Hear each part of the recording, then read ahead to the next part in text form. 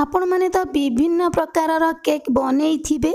केबे पाचिला आंब देई केक बनैछंती कि? जदि केबे बनै नाहंती ताले निश्चय थरे ट्राए करिवे। देखिबे एई केक रो स्वाद आपण मानकु संपूर्ण अलगा लागिवो। सेई पाचिला आंबर बास्ना और स्वाद एथिरे आपण माने पाई परिबे। एइठी आपण माने देखि पारुथुबे केक टी केते नरम स्पंजी बनिछि।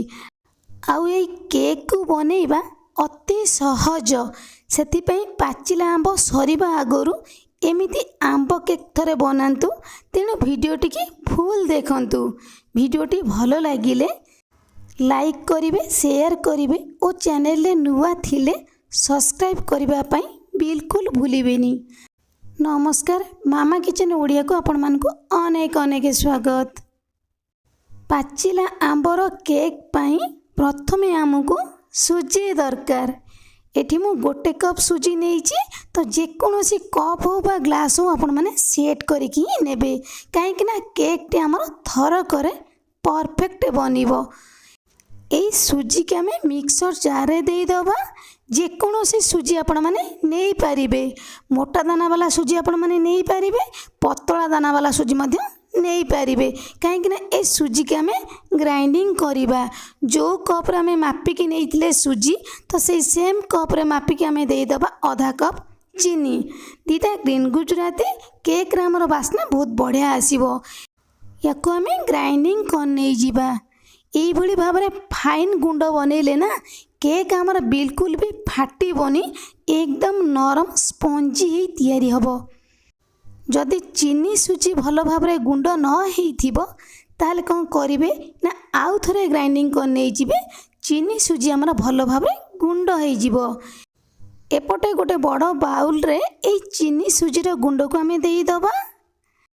तो सेई सेम जार रे हमें देई दबा गोटे कप पाचिला आंब। मु दुईटी आंब को पूर्वरु काटिकी रेडी कर नै जाइथिली। आंबटी रो एई भली भाबरे कलर हेले ना केक रे हमर कलर बहुत बढ़िया आसीबो। गोटे कप सुजी पई हमको गोटे कप आंब ही दरकार। तो सेम कप रे हमें नै जिबा गोटे कप खीर। एबे हमें क्षीर आंब को चिकन करके बाटिकी नहीं आसीबा। तेणु करी अधिक क्षीर आमे दबानी। जदि हमको दरकार पड़िबो आमे परे ही क्षीर दबा। एई केक रे आमे बिल्कुल भी पानी दबानी। एई भली भाबरे जदि आमे भाग माप सहित बनैबा ताले आमको आ क्षीर बिल्कुल भी दरकार पड़िबोनी। चीनी सुजी आंब क्षीर को आमे भल भाबरे गोळेई नै जिबा। 3 रु 4 मिनिट पर्यंत सांगे सांगे आमे ये केक को बनैबानी। 4 रु 5 मिनिट आमे घोड़ेई नै जिबा। काहे कि ना सुजीटा हमर भल भाबरे फुली जिवो। तो सेई टाइम भीतरे आमे केक पई कैटिन रेडी कर नै जिबा। एपटे आमे कैटिन ले देई दबा गोटे चामच घिओ। एई घिओ को आमे कैटिन लो चारि पाख जांक लगेई दबा। हाथ रे आपण माने लगेई पारिबे, नल नै ब्रश रे मध्य लगेई पारिबे। मु आपण मानक भली बड़ यूट्यूबर नुहे जे मो पाखे गोटे भल मोबाइल अछि। वीडियो बनेबा पई मो पाखे सब जिंस अछि, किछि भी मो पाखे नाही। तेणु आपण मानकर सपोर्ट मते निहाती दरकार। जदि आपण माने मते सपोर्ट करिवे मु एई भली भाबरे नुआ नुआ वीडियो अपलोड करि परिबी। आउ आपण मानकर मन पसंदर वीडियो मध्य मु अपलोड करि परिबी जदि आपण माने मते कमेंट सेक्शन ले जणैबे। 4 रु 5 मिनिट पर आमे घोड़णी की बाहर कर नै जिबा। सुजीटी हमर फुली जाइछि। सेथिरे आमे देई दबा आधा चामच बेकिंग सोडा, गोटे चामच पाखापाखी क्षीर। बेकिंग सोडा क्षीर को आमे एई बैटर सहित मिसेई कि गोटे मिनिट पर्यंत गोळेई नै जिबा। एपटे आमे सांगे सांगे बैटर को कैटिन ले देई दबा। एई केक टी हमर देखिबा पई सुंदर देखा जिवो। तो सेथि पई 4 रु 5टी आलमंड को आमे काटिकी देई दबा। तो से टाइम भीतरे एपटे मु 10 मिनिट पूर्वरु कड़ाई की गरम कर नै जाइथिली। काहे कि ना एई कड़ाई रे आमे केक बनैबा। कड़ाई रे गोटे मु स्टैंड दे देइथिली। तळे आमे बिल्कुल भी लूण दबानी। काहे कि ना कड़ाईटी हमर मोटा अछि। जदि कड़ाई आपण मानकर पतला थिबो ताले आपण माने एथरे अल्प किछि लूण देई पारिबे। जदि कड़ाई मोटा थिबो ताले बिल्कुल भी लूण आपण माने देबेनी। कड़ाई हमर बिल्कुल भी ପୋଡ଼ିବନି। ଏଇ କ୍ୟାଟିନ୍ କେବେ ଆମେ ମଝିରେ ଦେଇଦେବା। ତାପରେ ଆମେ କ'ଣ କରିବା ନା ଗ୍ୟାସ୍ର ଫ୍ଲେମ୍କୁ ଲୋ ଟୁ ମିଡ଼ିୟମ୍ ଫ୍ଲେମ୍ରେ 20ରୁ 25 ମିନିଟ୍ ରଖିବା।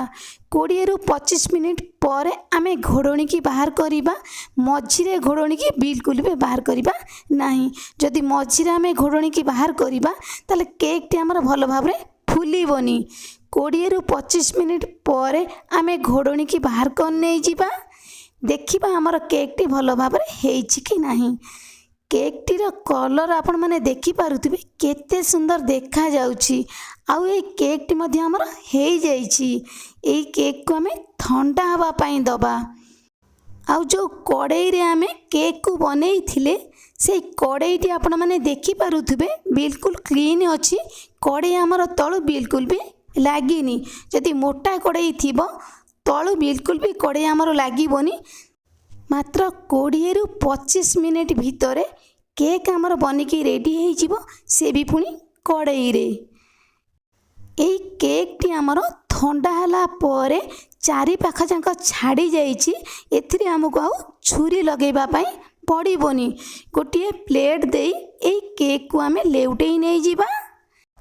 ଏଇଠି ଆପଣମାନେ ଦେଖିପାରୁଥିବେ ଏଇ କେକ୍ଟି ଆମର ବିଲକୁଲ ବି ପୋଡ଼ିନି। କେକ୍ର କଲର୍ କେତେ ସୁନ୍ଦର ଦେଖାଯାଉଛି। ବଟର ପେପରକୁ ଆମେ କେକ୍ରୁ ବାହାର କରି ନେଇଯିବା।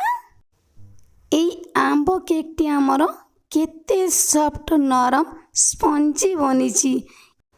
ବନେଇବା ତ ସମ୍ପୂର୍ଣ୍ଣ ସହଜ। ଆପଣମାନେ ତ ଦେଖିଲେ ମୁଁ ଏଇ ଆମ୍ବ କେକ୍କୁ କେମିତି ବନେଇଲି, ଆଉ ଏ କେକ୍କୁ ବନେଇବା ପାଇଁ ଆମକୁ କେତେ ସମୟ ଲାଗିଲା।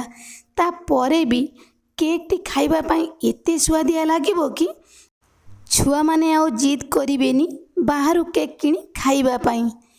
ତେବେ ମୋର ପ୍ରିୟ ଦର୍ଶକ ବନ୍ଧୁ, ପାଚିଲା ଆମ୍ବ ସରିବା ପୂର୍ବରୁ ଏମିତି ଭାଗ ମାପ ସହିତ ଆମ୍ବ କେକ୍ଟିଏ ବନାନ୍ତୁ। ଥରକରେ ପରଫେକ୍ଟ ବନିବ।